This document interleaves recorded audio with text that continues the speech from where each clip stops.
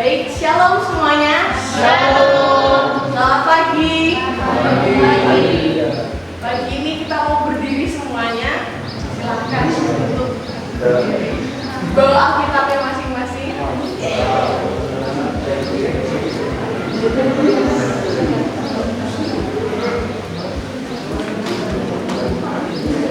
Silakan buka Alkitab kita masing-masing pada Galatia 2 ayat yang ke-20.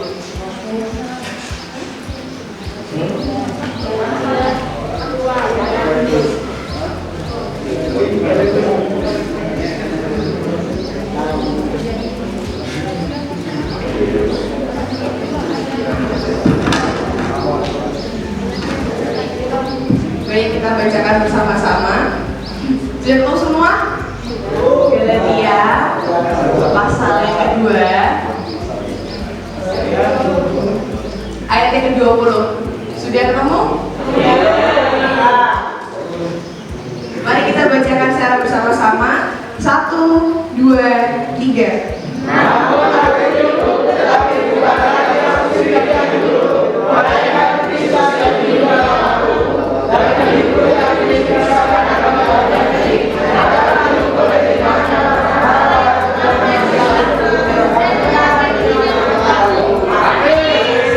Semuanya terima kasih.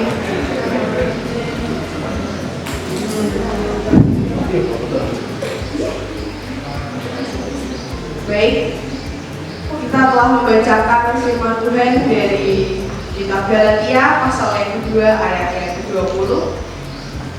Di sini saya bacakan sekali lagi. Namun aku hidup, tetapi bukan lagi aku sendiri yang hidup, melainkan Kristus yang hidup di dalam aku.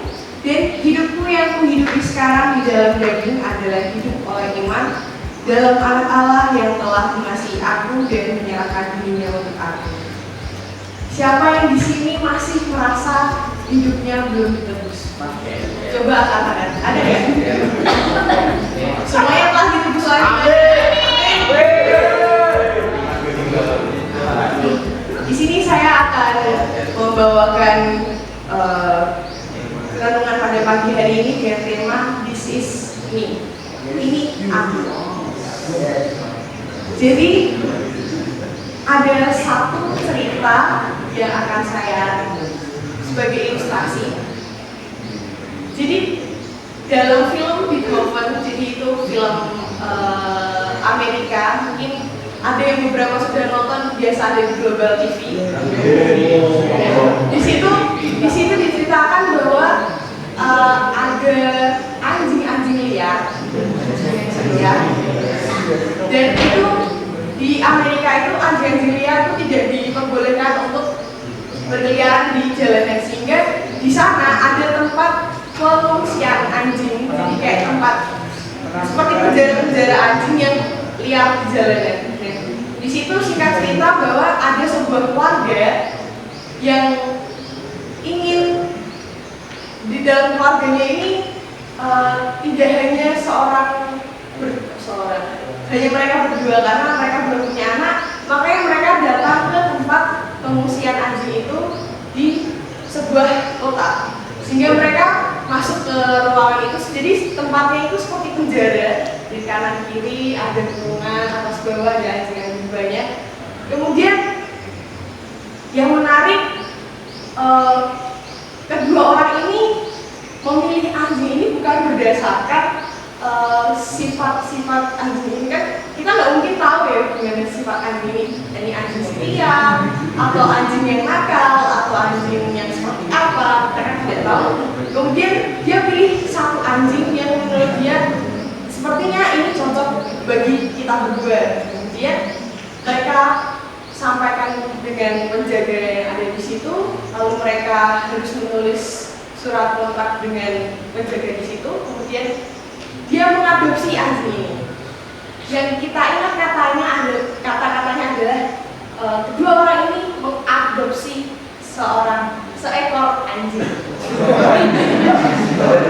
Dan di sini kita tahu bahwa karakter anjing itu setia. Benar bukan? Benar. Oke.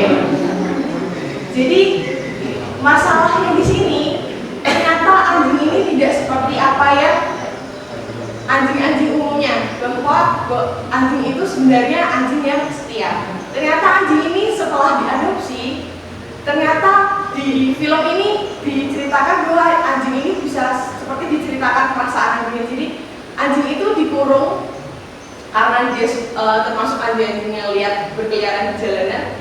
Tetapi ketika dia dibebaskan dengan diadopsi oleh kedua orang ini, dia tidak ingin mempunyai tuan atau majikan, sehingga dia hanya menggunakan kesempatan ini untuk melarikan diri dari tempat pengungsian tadi, sehingga kedua orang ini yang sedang mencari anjing ini, mereka tidak terpuaskan karena apa? Seharusnya mereka mendapatkan anjing yang setia, seharusnya mereka mendapatkan anjing peliharaan yang bisa dibawa kemana-mana dan kemudian bisa menemani mereka di rumah atau seperti apa. Banyak sekali ekspektasi mereka terhadap anjing ini. Tapi ternyata anjing ini tidak seperti apa yang mereka harapkan. Anjing ini di dalam hatinya, mungkin di dalam film itu dia seolah-olah bisa berperasaan dan bisa menggambarkan apa yang ada di pikirannya, bahwa anjing ini hanya ingin bebas, tidak memiliki tuan dan tidak ingin diadopsi.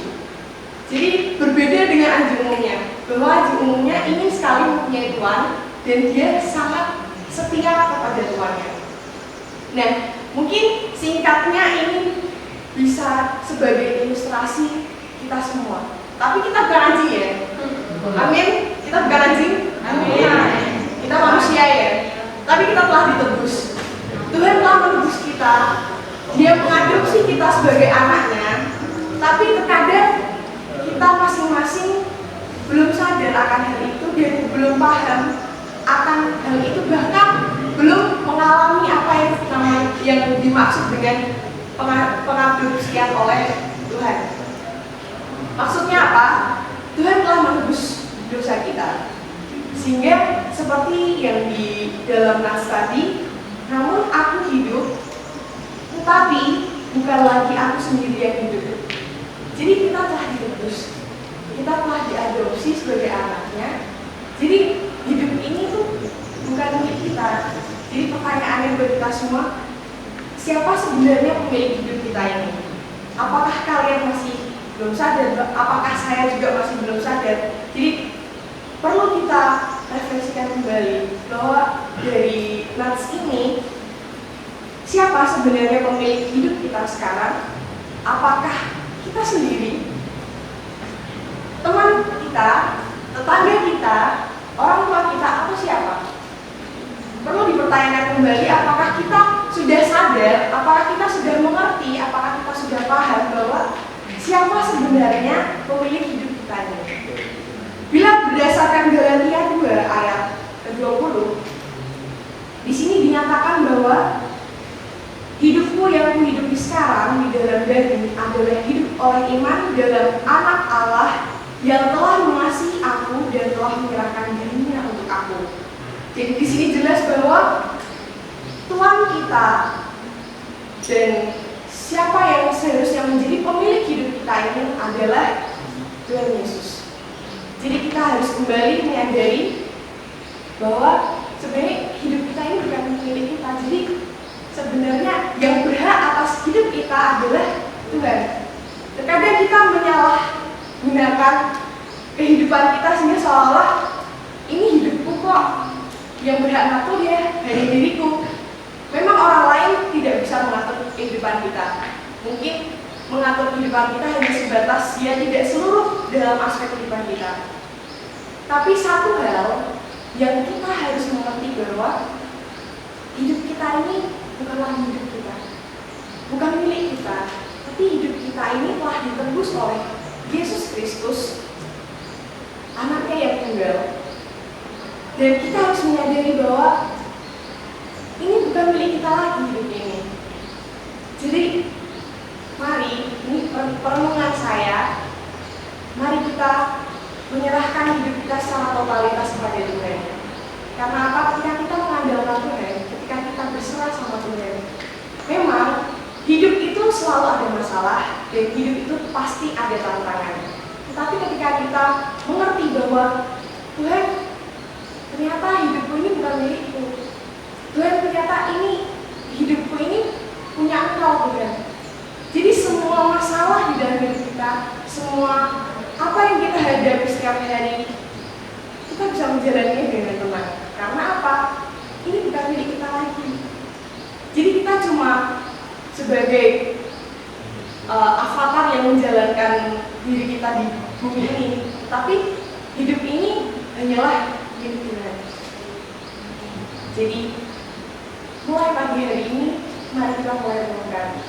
Galatia 2 ayat 20 ini ada 2 poin yang ingin saya sampaikan kepada kita semua, bahwa kita harus sadari sebenarnya kita harus hidup oleh iman dalam anak Allah yang telah mengasihi kita dan telah menyerahkan dirinya untuk kita.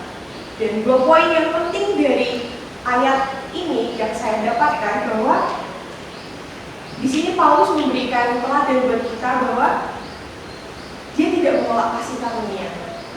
Hidup kita telah ditebus, itu merupakan kasih karunia yang Tuhan berikan buat kita. Bahkan kita bisa hidup hingga saat ini, itu kasih karunia dari Tuhan. Bahkan kita bisa merasakan persekutuan bersama seperti ini adalah kasih karunia. Karena apa? Mungkin ketika kita keluar, mungkin ketika kita pulang ke rumah, kita tidak bisa merasakan persekutuan yang hangat seperti ini. Bersama-sama, lebih dari 2-3 orang, 5 orang. Dan ini tidak bisa kita temukan di luar sana. Mungkin ketika kita keluar dari sini baru kita merasakan. Jadi mulai saat ini, marilah kita tidak menolak kasih karunia yang Tuhan beri. Dan yang kedua, jangan pernah kita menyia-nyiakan kematian Kristus. Yesus Kristus telah mati untuk kita semua, untuk menebus dosa kita semua, di mana kita adalah orang-orang yang berdosa dan tidak ada satupun yang tidak berdosa. Jadi jangan pernah sia-siakan hidup kita, dan jangan pernah sia-siakan kematian Yesus Kristus yang telah menebus dosa kita. Karena kita telah yakin bahwa kita telah ditebus, maka kita jangan pernah menyia-nyiakan kematian Kristus. Jadi 2 poin ini mungkin bisa menjadi refleksi dalam hidup kita. Apakah kita masih menolak kasih karunia dari Tuhan? Apakah kita masih menyia-nyiakan kematian Kristus yang telah mati untuk kita? Kita tidak pernah dalam hidup ini mati bagi orang lain. Kita selalu mementingkan diri kita sendiri. Ego kita selalu lebih tinggi dari apa yang harus kita lakukan kepada orang lain. Tapi Yesus Kristus yang telah mati untuk kita, rela benar-benar mau menebus dosa kita. Dan sekarang, apakah kita masih mau menyia-nyiakan kematian Kristus? Walaupun mungkin kita tidak bisa melihat seperti apa kematian Kristus, tapi kita tahu bahwa hidup kita telah ditebus. Dan jangan pernah kita menyia-nyiakan kematian Kristus. Mungkin pemain musik bisa dipersilahkan ke depan. Jadi kesimpulannya pada pagi hari ini, dengan tema khotbah This is me, inilah aku. Inilah aku yang telah ditebus. Mungkin kita punya masa lalu yang kelam, masa lalu yang menyakitkan, tetapi ingatlah, ini aku sekarang. Aku punya hidup yang baru. Aku punya kehidupan yang telah ditebus oleh Kristus. Saya akan bacakan dari sebuah lagu yang mungkin ini memberkati saya, mungkin bukan lagu rohani, tapi ini sangat memberkati saya ketika saya benar-benar di titik terendah, di mana saya dipandang orang lain itu tidak berguna dan tidak layak lagi untuk menjadi seseorang yang hidup di dunia ini. Jadi seperti ini. Ini lagu dari bahasa Inggris yang judulnya sama dengan tema saya pada pagi hari ini, This is me. Aku bukanlah orang asing dalam kegelapan. Banyak orang bersembunyi dariku karena tak ingin bagian hidupku yang telah rusak. Aku belajar malu dengan semua bekas lukaku. Aku rasa semua orang pergi dan tak ada yang mencintai aku. Tapi semua itu akan kubiarkan menghancurkan diriku saat ini. Saat kata-kata paling tajam ingin menjatuhkanku, aku tidak akan jatuh. Aku di sini melangkah sesuai dengan apa yang menjadi tujuanku. Aku tidak takut untuk terlihat. Aku tidak akan takut untuk tenggelam oleh karena cacian kematian dari kalian semua. Aku tidak akan biarkan kalian semua untuk menghancurkanku, karena aku tahu ada tempat bagiku. Dan sekarang bagi kita saat ini, hidup kita telah ditebus, hidup kita telah diperjuangkan. Maka sekarang kita adalah pejuang yang Tuhan utus di dunia ini. Kita semua memang terluka, tapi ingatlah, aku hidup, tetapi bukan lagi aku sendiri.